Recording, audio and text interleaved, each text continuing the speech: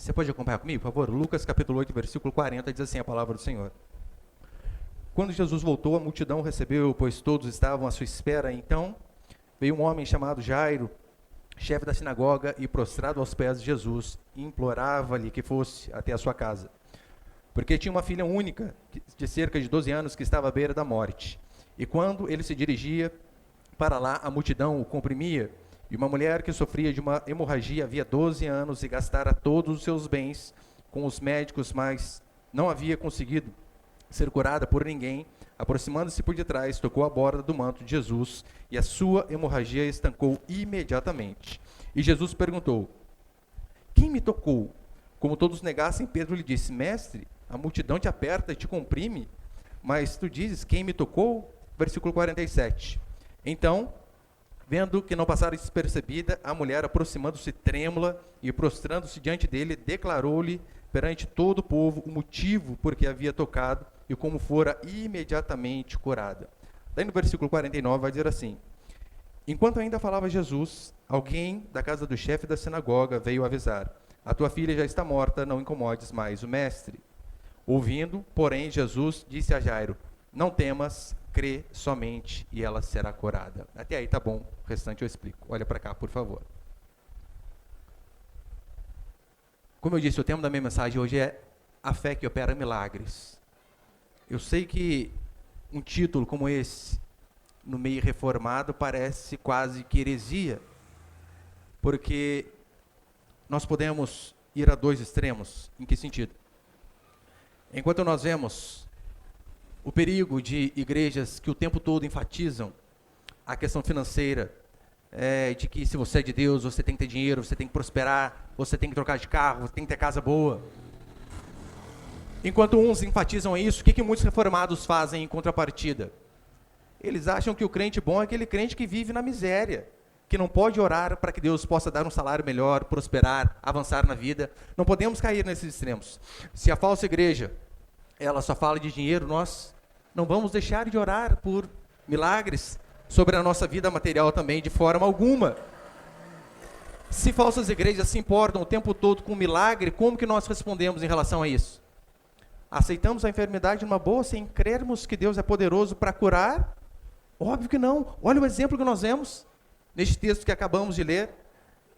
Se para muitos ser cheios do Espírito Santo é sair rodando no meio da igreja, dando duplo twist carpado, virando de ponta cabeça, fazendo essas doideiras, nós vamos deixar de buscar o Senhor com fervor?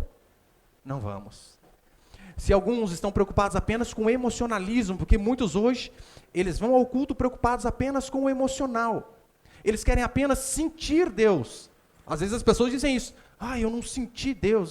Como que é isso? Sentir Deus. Porque se a pessoa não chorou no louvor, então parece que Deus não agiu. Então, enquanto muitos ficam só preocupados com o emocionalismo, o que nós fazemos? Nós procuraremos um culto apático, frio, e não teremos fervor na busca pelo Senhor? Não, de forma alguma. Nós não podemos tentar consertar um erro indo para o outro extremo. Como eu falei, a teologia da prosperidade, ela comete um grande erro em dizer que crente fiel é aquele que é próspero. Porque nós vemos na Escritura muitos homens de Deus que foram prósperos. Em contrapartida, nós vemos Paulo, que terminou como um herege. Bens, o que Paulo tinha de bens? Ele tinha uma capa, um livro e um pergaminho. Tudo. Paulo não se encaixava nessa teologia. E então, por que muitos enfatizam essa parte?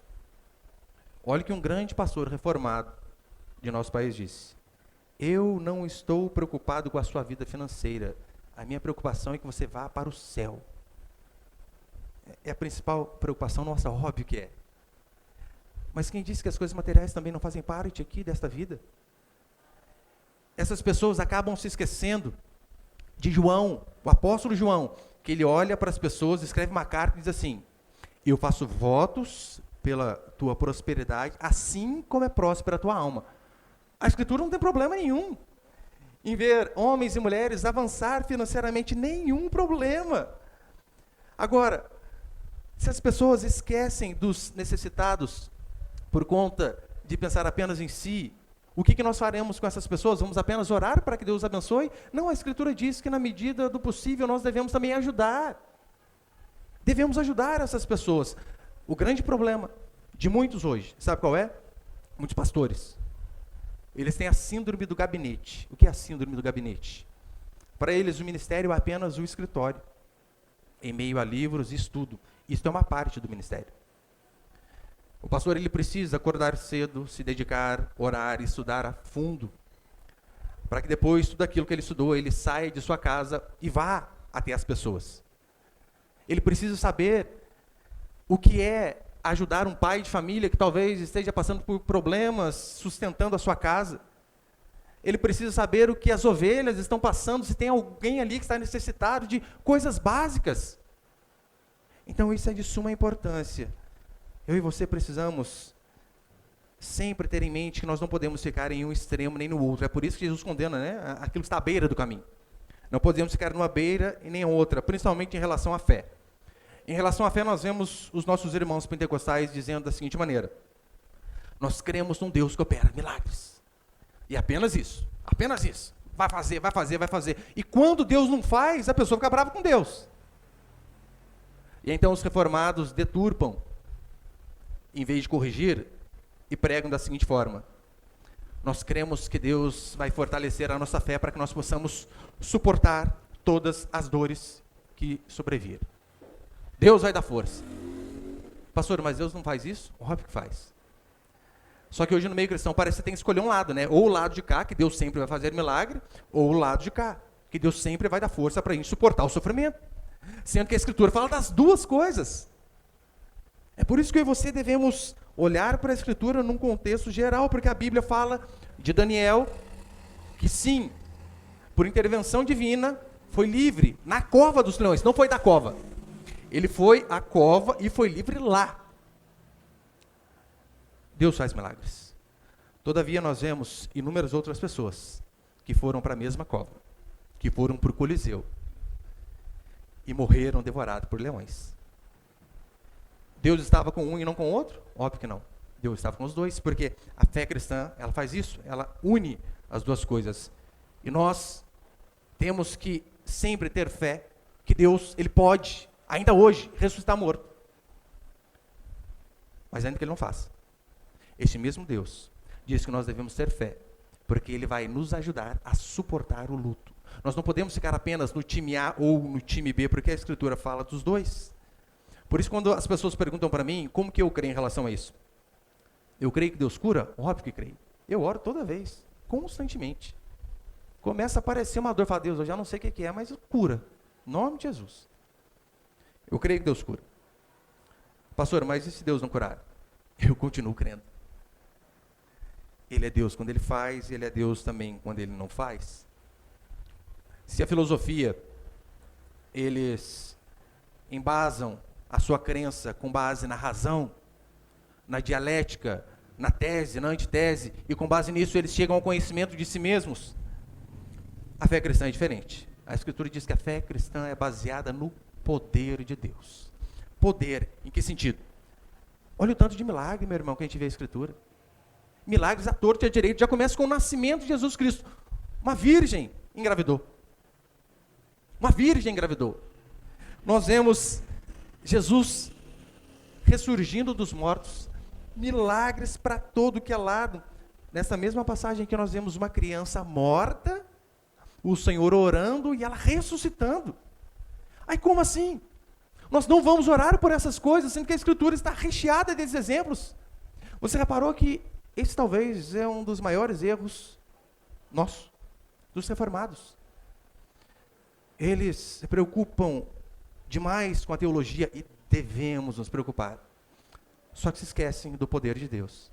Se esquecem que Deus continua agindo de forma miraculosa, que traumas podem ser superados, que vícios podem ser vencidos, que casamentos podem ser restaurados, que enfermidades podem ser curadas. As pessoas acabam se esquecendo. É por isso que hoje eu vim aqui de verdade para estimular você a crer neste Deus que curou uma mulher enferma de 12 anos.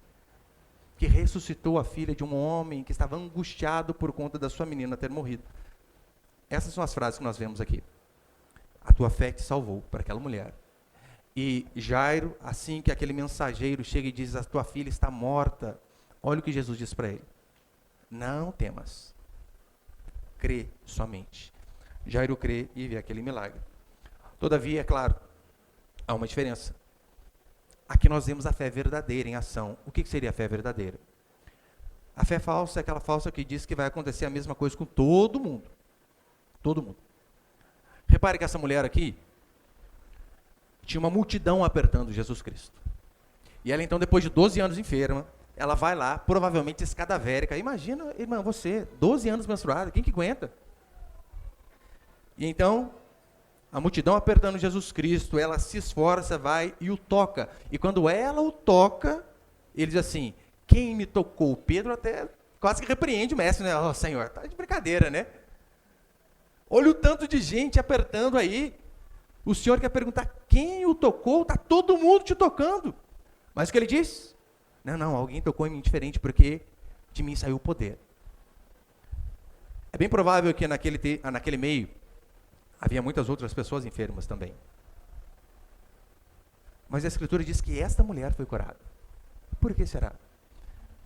Será porque a fé dela foi diferente daquelas demais pessoas que apenas estavam ali aglomeradas para ver quem era? Ela cria de todo o coração que aquele homem podia, de fato, curá-la. Lembra?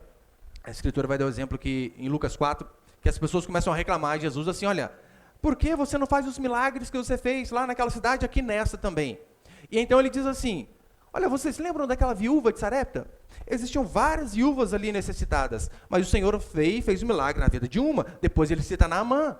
Haviam vários leprosos também, mas apenas Naamã foi curado. Não foram todos. E por que ele cita esses dois exemplos? Porque é de suma importância que aquele que se aproxima de Deus, se aproxima com fé. Tenha fé, é isso que a Escritura diz, sem fé é impossível agradar ao Senhor. E é justamente através dessa fé em Jesus Cristo que nós vemos este relato da mulher, depois de 12 anos enferma, sendo curada. Gastou todo o seu dinheiro com médico e nada. E talvez um caso muito mais emblemático, que é uma menina, filha única, morta, e o Senhor vai e a ressuscita. E com base nisso eu quero passar alguns princípios. Põe-lhe o primeiro, por favor.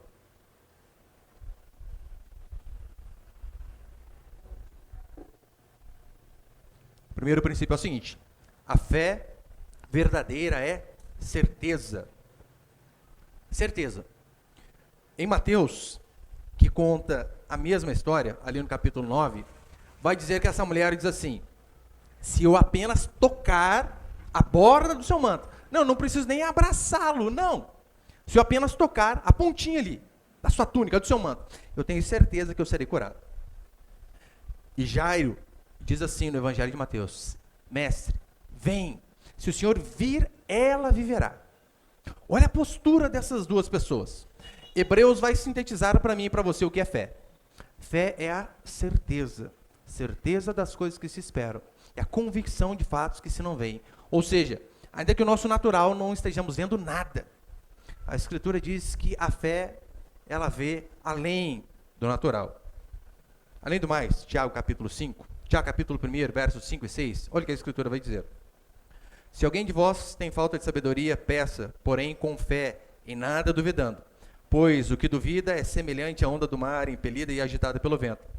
Não suponha que este homem alcançará do Senhor alguma coisa. Se alguém de vós tem falta de sabedoria, peça, porém, com fé. Aquilo que nós clamamos ao Senhor, deve ser feito o clamor com fé. Nós só podemos duvidar de uma coisa, apenas de uma coisa. É se determinada coisa é a vontade de Deus ou não. Do seu poder, jamais. Da sua bondade, da sua misericórdia, jamais. Podemos duvidar em que sentido? Aquele marido, aquela esposa, ou melhor, aquele pretendente, é a pessoa de Deus para mim? Aquele trabalho é o que Deus colocou para mim? Podemos ter dúvida em relação a isso, sobre se é ser de Deus para nós ou não. Não devemos ter dúvida se o Senhor tem o poder para fazer aquilo, de forma alguma. Uma vez uma irmã, ela veio para mim, pastor, estou em dúvida, qual vestibular eu faço? E colocou 2 opções para mim. E as pessoas acham que pensam que pastor tem um telefoninho com Deus, né? E liga e na hora dá a resposta. Mas esse aqui. Eu não respondo, óbvio que não. E se a pessoa escolhe errado, a culpa é de quem? É minha. Só que eu analisando de forma natural, eu estava pensando, puxa, a mãe dela já segue essa profissão. Ela já vai pegar metade do caminho, se ela seguir a mesma profissão da mãe. A outra que ela quer vai ter que começar do nada. E eu pensei, né? Mais lógico, pegar a profissão da mãe. Só que mesmo assim, não falei nada. Falei, irmã, analisa, né? Os prós e os contras. E eu acho que é veterinário e dentista que ela queria fazer. Falei, pense naturalmente. Se uma pessoa está com um problema no dente e tem um cachorrinho que precisa dar banho, ou precisa dar vitamina para o cachorrinho, tem um filho com um problema lá, a pessoa vai cuidar do filho ou do cachorro? Apesar que hoje em dia as mães de pet aí, pelo amor, né? Mas via de regra, cuida de pessoas. Então eu apenas coloquei ali e falei, vamos orar. Então depois ela veio e disse, pastor, vou fazer outra coisa. Falei, olha, se eu fosse você, eu faria isso, com certeza. Eu acho que você acertou e está bem fazendo isso que ela está fazendo. Mas eu e você, nós devemos lembrar que a única dúvida que podemos ter é, isso é de Deus para mim ou não? E não se o Senhor tem o poder para fazer aquilo ou não tem o poder. Não devemos duvidar disso jamais. Romanos capítulo 1, verso 10, Samuel. Romanos 1,10 diz assim, em todas as minhas orações, suplicando que em algum tempo, pela vontade de Deus, se me ofereça boa ocasião para visitar-vos. Olha o que Paulo diz. Paulo está escrevendo para os romanos, dizendo assim, olha, suplicando em minhas orações, que em algum tempo, pela vontade de Deus, se me ofereça ocasião de visitar. Paulo ele não tinha dúvida que Deus tinha o poder de levá-lo a Roma. Tanto é que ele foi. Foi porque Deus fez com que ele fosse. Não foi do jeito talvez que ele queria, né? Foi prisioneiro, tomando chibatada, mas chegou em Roma onde ele queria ir. Paulo ele tinha dúvida só a respeito do tempo, não do poder de Deus. Eu e você também devemos pensar dessa maneira. Ainda que tenhamos dúvidas em relação ao que é de Deus para nós ou não, o que é normal, jamais devemos duvidar de que Deus tem poder para fazer. Só que você reparou que, por vezes, este é o nosso problema? Às vezes é um emprego que um pai de família precisa para sustentar a sua casa. E então, ele fica, eu fico até acusado de orar para Deus dar um emprego, mas como assim? A Escritura diz que do suor do teu rosto comerás, que o homem é o cabeça da casa, você está orando à vontade de Deus. Agora, o emprego que vai aparecer, eu não sei. Mas você deve orar por isso, você deve orar. Repare que Jairo, ele disse, olha, eu creio que tu podes, vem e ela viverá. Ou seja, eu tenho fé. É a mesma coisa quanto a mim e a você. É desta maneira que nós devemos agir. E detalhe, Jairo diz assim, Senhor, vem, eu creio. O Senhor pode curar a minha filha, porque a menina estava doente. No meio do caminho, o que acontece? A menina morre. O que Jairo faz? Desanima. Senhor, está vendo? Se tivesse me ouvido lá atrás, se não parasse para resolver o problema dessa mulher aí, o meu problema tinha sido resolvido, e o meu era mais grave. Jairo não reclamou. O Senhor ainda disse a ele, creia, creia. E então ele crê e viu um milagre sobre a sua vida. A segunda coisa que nós vemos é que a fé verdadeira, ela é humilde. Humilde em que sentido? Meu irmão, hoje em dia, o que tem de gente que decreta as coisas, já percebeu? Eu ouço oração de povo decretando as coisas, já tem aquele arrepio na coluna já. Gente do céu. Como assim? Porque a teologia da prosperidade ensina isso, né? Determina. Declara na sua vida. Põe Deus na parede. Até isso eu já ouvi. Pô, sem noção. Totalmente sem noção. Uma vez eu vi um pastor estimulando as pessoas, dizendo assim, qual emprego você quer? Você tem que decretar. Declara pela fé o salário que você quer. Quer trocar de carro? Declara o carro, a cor que você quer, o ano que você quer, os itens de fábrica que ele tem ou não tem. Vai, decreta. Gente do céu. E é claro, né? Você tem que decretar e tem que contribuir também, porque senão daí Deus não faz. Então esse pastor, né? Então a igreja que pede muito dinheiro, você subentenda-se o que você quiser. E ele dizendo assim para o povo, eu falo para você que eu ouvi dizendo isso. Essa lata velha desse seu caminhãozinho de 500 mil, o que é isso para Deus? E 500 mil, cara? Como assim? Dá aqui e decreta se você não vai receber 3 vezes mais. Meu irmão, quem somos nós para decretar alguma coisa? Ninguém. Não podemos decretar cura, podemos suplicar por cura, porque a verdadeira fé é desse jeito, ela é humilde. Nós não podemos confundir fé com pensamento positivo, e esse é o problema de muitas pessoas. Elas têm pensamento positivo, daí está lá, eu estou curado, eu estou curado, eu estou curado, eu estou curado, eu estou curado. E não vai ao médico, e às vezes morre, e depois reclama que Deus não curou, sendo que ela decretou. Olha, eu por conta de ficar muito na frente de tela, eu tenho muita dor de cabeça. E às vezes eu estou rachando de enxaqueca, né? Eu vou tomar remédio e falo, não, incredulidade. Senhor, me cura em nome de Jesus. Termino de orar, eu dou aquela chacoalhadinha, ainda está doendo. Eu tomo dipirona. A fé não é ignorância. Eu acho que foi a filha do Pelé, né? Uma filha dele que morreu. Acho que ela estava com câncer. E pela fé ela decretou que ela estava curada, alguma coisa assim. E não foi fazer quimioterapia. Morreu. Morreu. Então nós não podemos confundir fé com pensamento positivo. Ore a Deus. E seja disposto a ouvir nãos também. Só que eu sei que hoje em dia não pode falar para os crentes isso aí, né? Você sai daqui triste, angustiado. Como assim? O pastor falando que eu vou orar e Deus pode falar não para mim? Sim, claro que pode. Você nunca leu os 10 mandamentos lá? 8 começa com não. Por que não pode falar não para você? Só que hoje em dia os crentes estão pior que essa geração de jovem, tudo esquisito aí, que as palavras machucam. Que não pode ouvir não, que não pode ser contrariado de forma alguma. Nós somos pecadores diante de um Deus santo. Não temos que decretar nada. Nós temos que suplicar a Deus por misericórdia. É assim que eu e você devemos agir. Repare que este homem, com a filha doente, ele não coloca Deus na parede, mas ele vai, Senhor, vem. Vem, minha filha viverá. Se o Senhor vir, eu tenho certeza que ela vai viver. Houve uma certeza, uma crença. Não houve arrogância. Não houve arrogância da parte deste homem, em hipótese alguma. É interessante que em Reis, tem um capítulo bem peculiar ali, né? Segundo Reis, capítulo 1, onde Elias, um homem de Deus, está no monte. E então, o rei bravo manda um capitão e mais 50 homens chamar Elias. E então vai o capitão com seus 50 soldados, chegam lá no pé do monte e diz assim, homem de Deus, o rei te manda, desce. Decretando, hein? Aí Elias quase que ri. Vá. Elias fala assim, olha, se Deus está comigo, vocês vão virar churrasco. E, literalmente, Deus consome aquele capitão e os 50. O rei manda mais um capitão.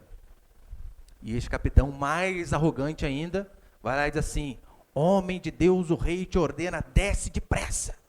Ainda acrescentou depressa. Todo mundo queimado.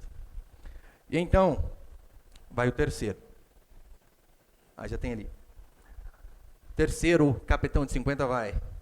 O rei enviou pela terceira vez um capitão de 50 com seus 50 soldados, e o terceiro capitão de 50, subindo, colocou-se de joelhos diante de Elias e suplicou-lhe, ó homem de Deus, peço-te que tenhas pena da minha vida e da vida destes 50 servos teus. Diz a Escritura que depois dessa súplica, Deus fala para Elias, Elias, pode ir, com esse daí vai. Por quê? A fé verdadeira, ela é humilde. Meu irmão, quem decreta coisa é rei. Nós somos servos. Quem somos nós para decretar alguma coisa? Se você vê um filho seu falando com você, pai, eu determino almoço agora. O que você faz? Aperta o pescoço dele, não aperta? A havaiana vai na nuca. E por que nós agiremos desse jeito com o Senhor?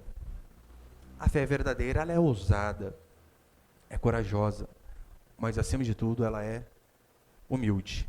Terceiro princípio, já estou encerrando, irmãos. A fé verdadeira é perseverante, e enfrenta sofrimento. É o que muitos não gostam de ouvir. Como assim? Eu tenho fé e sofro? Exatamente. Tem essa possibilidade. O Salmo diz, ainda que eu ande pelo vale da sombra da morte, não faremos morada lá. Ora, mas é sim possível cristãos genuínos passarem por momentos de dificuldade na vida. Meu irmão, quem aqui só teve alegrias em sua vida? Ninguém. Todos nós passamos por angústias, por aflições, por sofrimento, porque a fé verdadeira também enfrenta sofrimentos. Essa mulher passou 12 anos de sua vida enferma, 12 anos de sua vida sangrando e mesmo assim perseverou. Jairo, como eu disse, ele sai de casa com um problema. A filha doente, à beira da morte. No meio do caminho as coisas pioram, a menina morre. O que ele faz? Ele não desiste. Ele continua perseverando. Em Lucas capítulo 18, conta a parábola do juiz iníquo, onde diz que havia um juiz que não temia homem nenhum, não temia Deus. Ele mesmo fazia suas próprias regras. Está quase falando de Gilmar Mendes, né? Lewandowski, não é eles. Não é os nossos iluministros da STF. Mas de um juiz que não temia nada. E então, uma mulher começa a suplicar, julga minha causa, julga minha causa, julga minha causa.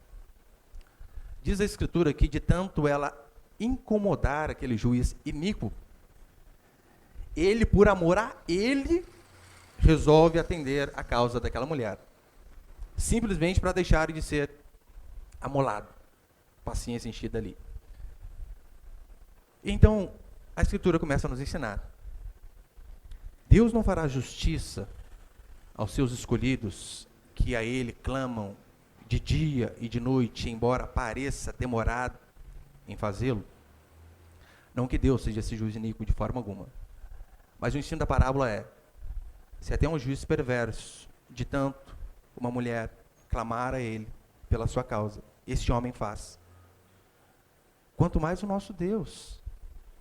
Mas a questão é, não fará Deus justiça aos seus escolhidos, que a Ele clama de dia e de noite?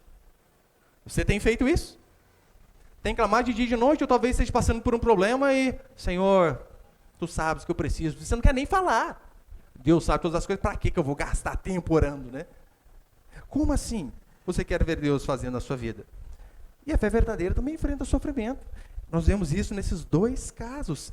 Sabe por que é importante você saber que ser cristão é saber que a sua vida também vai ser sofrida, que vai ter momentos de dificuldade, de enfermidade, de luto. Porque às vezes acontecem algumas tragédias e é impressionante como nas redes sociais vem mensagem de tudo que é lá dizendo, aí, cadê Deus? O avião caiu lá com a moça, 26 anos, nova de tudo, cantou até na igreja já. Até isso o pessoal fala. Cai um avião, cadê Deus? Morre criança, então, nossa, pra quê? A culpa parece que é da gente. Aí, cadê o Deus de vocês que mata criança? E sempre quando eu ouço esse tipo de argumento, eu respondo da seguinte maneira. Querido, só vou falar um pouquinho para você, talvez algumas histórias da minha Bíblia que você não conhece. Você acha que isso aí é muita coisa? A minha Bíblia cita mulheres grávidas cerradas ao meio. A minha Bíblia cita mães, devido a um período de fome tão grande em Israel, que elas foram canibais, literalmente, de uma mãe chegar para outra e dizer assim, olha, não temos o que comer. Vamos fazer o seguinte, nós almoçamos o meu filho e jantamos o seu. E a outra disse, estamos juntos. Nós vemos homens decapitados, sofrimento à torto e à direita.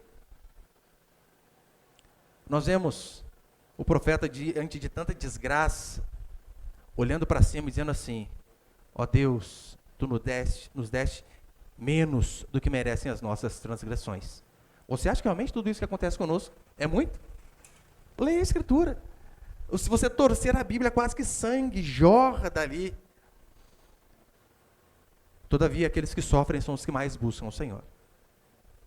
Talvez se essa mulher não tivesse sofrendo 12 anos, ela não buscaria Jesus Cristo. Se os médicos dessem jeito, para quê? Para quê?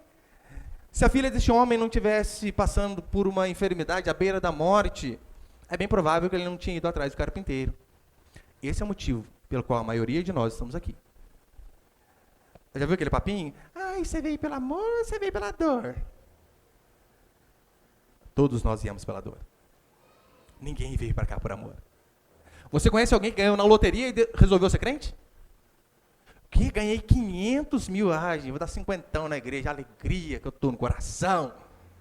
E conhece alguém assim? Por que você buscou a Deus, meu irmão? Enfermidade na sua casa, casamento acabando, filhos perdidos. Ou talvez, se não foi por nenhum desses casos, foi o que aconteceu comigo. Não tinha nenhum desses problemas, nada.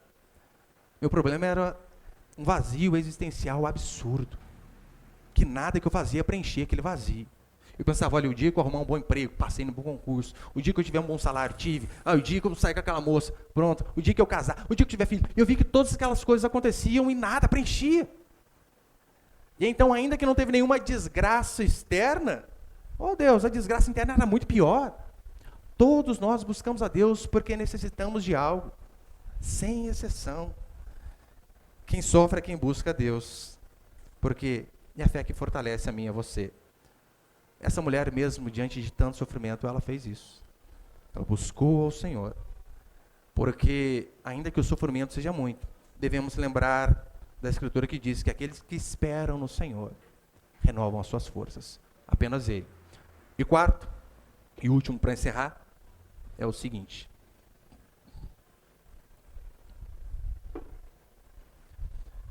A fé verdadeira vê tudo em uma perspectiva diferente. Na continuação aqui no versículo 51, acompanha comigo, por favor. Lucas 8, 51. Tendo chegado à sua casa, Jesus não permitiu que entrassem com ele, com exceção de Pedro, João, o pai e a mãe da menina. É interessante que Mateus diz a Escritura que Jesus diz assim, ela não está morta, ela dorme. As pessoas riem dele. Ai, Senhor, sai de nada, vai acreditar nele. Vai acreditar nele. Por que será que Jesus não deixou ninguém entrar desses homens? Com exceção, de alguns apóstolos e os pais da menina. Será que é porque incrédulos, nem mesmo diante de milagres, conseguem ver a Deus? Porque quando nós temos fé, a fé, sim, gera milagres. Todavia, nem todo aquele que vê milagre se enche de fé. Um exemplo disso, olha para Israel. Israel vê 10 pragas sobre Faraó e seu povo, e nenhuma pegar neles. Israel vê o mar se abrindo e eles então passam no mar a seco. Diante de feitos absurdos que eu e você daríamos tudo para ver, diz a Escritura que eles atravessam o mar a seco, morrem no deserto por incredulidade. A primeira sede que eles têm, eles dizem, como assim? O Senhor nos tirou de lá do Egito para nos fazer perecer de sede aqui. Se esqueceram de tudo que viram, por quê? Milagre nem sim vai gerar fé. Agora a recíproca é verdadeira. O que Jesus quis dizer com, olha, a menina dorme. Lembra que Lázaro também aconteceu algo parecido? As pessoas dizendo, né, principalmente Marta e Maria, vem ver o nosso irmão. E as pessoas disseram para ele, né? E Jesus vai e fala assim, olha, fiquem calmos. Lázaro, ele não morreu, ele dorme. E ele vai falar para os discípulos dele, né? E os discípulos dizem assim, Senhor, mas se Lázaro está dormindo, então para que ir lá? Aí Jesus está falando, parece que isso é cambá de animal, ele está morto. Isso aqui é um eufemismo, vocês não sabem nada mesmo, né? Está morto, vamos lá ver. Por que será que Jesus, ele encara a morte e o sono como a mesma coisa? Será que ele é tão poderoso que nem mesmo a morte pode vencê-lo? E por isso ele dizia para as pessoas, olha, acordar alguém de um sono e acordar alguém da morte, para mim é a mesma coisa. Eu faço qualquer um. Lembra que em Filipenses Paulo diz assim? Filipenses 1, 21. Porquanto para mim o viver é Cristo e o morrer é lucro. E Paulo ele está ali naquele embate, né? Falei, gente, o que ele está dizendo é, viver é muito bom. Tanto é que ele diz, gente, eu amo estar aqui com os irmãos. Mas quando eu morrer vai ser tão melhor. Parece masoquista, né? Mas quando eu morrer vai ser tão melhor, porque daí eu vou estar com Cristo. Mas eu acho que eu vou ficar com os irmãos mais um pouquinho. Ou seja, é bênção estar junto com os irmãos, só que morrer vai ser melhor. quem que consegue ter esse tipo de pensamento a não ser um cristão genuíno? O nosso Deus, Ele pode sim transformar a desgraça em graça. É isso que nós vemos em várias passagens da Escritura. Se a cruz, que era o símbolo de humilhação, de derrota, na cruz morriam os piores pecadores. Hoje para nós a cruz é símbolo de salvação, de redenção, de vida em Jesus Cristo, de perdão dos nossos pecados. O que esse Deus não pode fazer na nossa vida? Eu quero desafiar você de todo o coração, meu irmão, minha irmã, a realmente não perder essa fé, não desanimar, não deixar de crer de que Deus continua salvando, curando, convertendo, prosperando, fazendo todas essas coisas. Não olhe para a Escritura apenas como uma história para contar para os seus filhos, não, mas ali é apenas um relato do poder de Deus, e este Deus, ao qual nós cremos, nele não há mudança, ou seja, ele continua agindo da mesma coisa, da mesma forma. O que muda é a nossa perspectiva, é a nossa fé, mas não o poder de Deus. Em 1 João 5,14, João vai dizer assim: e esta é a confiança que temos para com ele, de que se pedirmos alguma coisa, segundo a sua vontade, ele fará. Como assim? Eu quero estimular você dando exemplos práticos do que tem acontecido na minha vida. Eu não sou melhor do que ninguém. E eu não falo isso como falsa modéstia. A Escritura vai dizer que essa confiança que temos para com ele, que se pedirmos algo segundo a sua vontade, ele nos ouve. Pastor, mas como que eu sei a vontade de Deus? Você precisa ler a Escritura. É nela que está contida a vontade de Deus. Então, se você ler, e o Senhor diz, e você ora com base naquilo que Ele falou, ainda que não seja no seu tempo, pode ter certeza que Ele fará. Nós somos pais, se nós damos a palavra para o nosso filho. Depois que vai chegar a saída, a gente vai jogar bola. Meu irmão, você pode chegar quebrado. O moleque vai cobrar. Pai, mas é a sua palavra, hein? Quebrou a gente. E o que a gente faz? Quase morrendo. A gente vai e faz. Mas olha para você ver. Quero só te encorajar um pouco. Há 8 meses, 8, 9 meses mais ou menos. Na verdade, há anos, né? Isso aqui eu vou falar faz anos já. Toda vez que eu vou orar, eu lembro daquela passagem de Lucas que diz assim: é grande a seara do Senhor, mas são poucos os trabalhadores. Clame ao dono da seara para que envie trabalhadores. Então, a nossa igreja, graças a Deus, agora começando a avançar, né? Há uns 5, 6 meses atrás, é uma pindaíba que só vendo. Às vezes tinha culto aqui de domingo com 10, 12 pessoas, quando lotava, literalmente. Tinha dia que era minha família de volta. Só louvor. Acabava o louvor, o pessoal do louvor sentava. Só que eu me lembrava desta passagem, que dizia: é grande a seara do Senhor, mas são poucos os trabalhadores. Clame ao dono da seara para que envie trabalhadores. Eu constantemente orando, todo dia. E depois, esses dias, conversar com uma irmã, né? Pastor, mas a igreja está melhorando, né? E depois de 5 anos, foi 5 anos de pindaíba para depois começar a surgir vocês aí. 5 anos. Mas não podemos desistir de orar. Eu lembro isso aí acho que uns 6, 7 meses atrás, eu estava lendo ali o livro de Atos, e eu lendo que enquanto Paulo pregava, Deus abriu o coração de Lígia para o evangelho. E então Lígia se converte. Lígia era uma mulher que vendia púrpura, aí traduzindo, né, era alguém bem financeiramente ali na sociedade.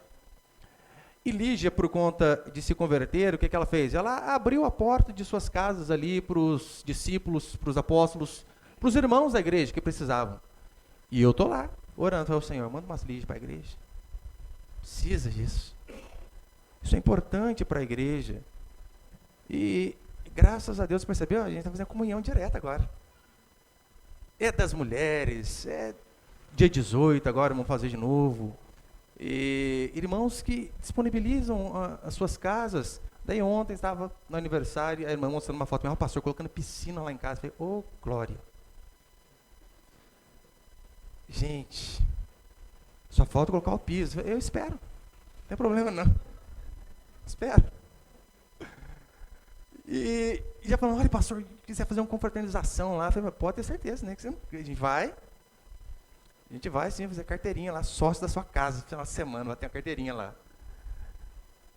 Mas, tempos, para que Deus pudesse começar a acrescentar pessoas assim.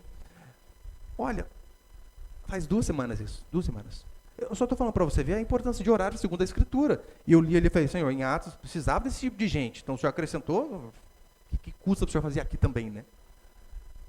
E então, nós estamos procurando um salão maior, só que os aluguéis estão bem caros. Tudo 2, 3 vezes o que a gente paga. E eu estou lá, né? Eu tenho o nome de todos os irmãos no meu bloquinho do celular, onde eu oro pela vida, pela necessidade dos irmãos, à medida que eu sei. E eu estou lá orando, né? Falei, Deus, prospera os irmãos, tem alguém desempregado, o Senhor possa abençoar. Daqui a pouco eu estou olhando lá, falei, puxa vida, essa família que faz tempo na igreja, mas até hoje não dá o dízimo, né? Então, Deus, é mandamento. O Senhor possa tocar o coração deles. Sem exagero. Terça de manhã, eu orei. Na hora do almoço, o irmão mandou o comprovante do Pix. Pastor, a partir de agora, conta comigo. Falei, aleluia.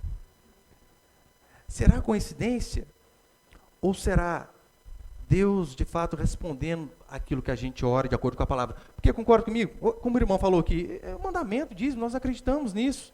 E eu só oro, Deus, olha, se a palavra do Senhor, se eu toque o coração dos irmãos. E além do mais, a igreja precisa para que a igreja se sustente. Falei, Deus, eu estou orando pelo sustento da sua igreja. Foi o Senhor que me colocou lá, o Senhor colocou aquelas pessoas. Então o Senhor ajuda agora, né? Será que não é essas coisas, Deus mostrando para nós que João aqui estava certo? Que esta é a confiança que nós temos para com Ele. Que se pedirmos algo segundo a sua vontade, Ele nos ouve. E por que você não vai orar pela salvação da sua família? Por que você não vai orar para que um filho seja restaurado? Para que uma enfermidade seja curada? Para que você seja mais próspero? Como eu disse, ainda que não aconteça na hora que nós queremos. Deus faz sempre no horário certo. Pode ter certeza.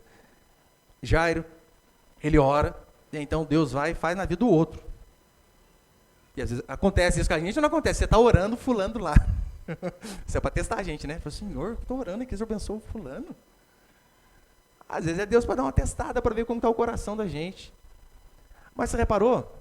Já falou assim, faz na vida dela, ela precisa também, mas não esquece de mim. O Senhor também fez na vida dele. E eu, no fundo do coração, eu fico tão feliz, né? Acho que o irmão, tempo atrás, contou, pastor, troquei de carro, falei, que benção. Semana veio outro, falei, que aleluia, que benção. O irmão, tem ar? Tem. Eu estou lá, né? O meu não tem, mas fazer o quê, né? Um dia eu troco. Falei para os irmãos, o meu carro tem crematório. Você tem que andar de protetor solar dentro do bichinho, porque o negócio fica moreninho. Mas eu fico feliz demais quando vejo os irmãos avançando, os irmãos prosperando. Porque é alegrar com os que se alegram. Eu quero desafiar você a, de fato, a não desistir, meu irmão, minha irmã. Né? A ser teologicamente o mais correto possível, mas não se esquecer que Deus continua agindo poderosamente. Que o poder dele não é limitado, que não ficou no Antigo Testamento, que não ficou apenas ali recluso à época dos apóstolos, mas Deus continua agindo da mesma forma hoje. E se nós tivermos fé, o Senhor vai fazer no tempo dele. Amém, queridos?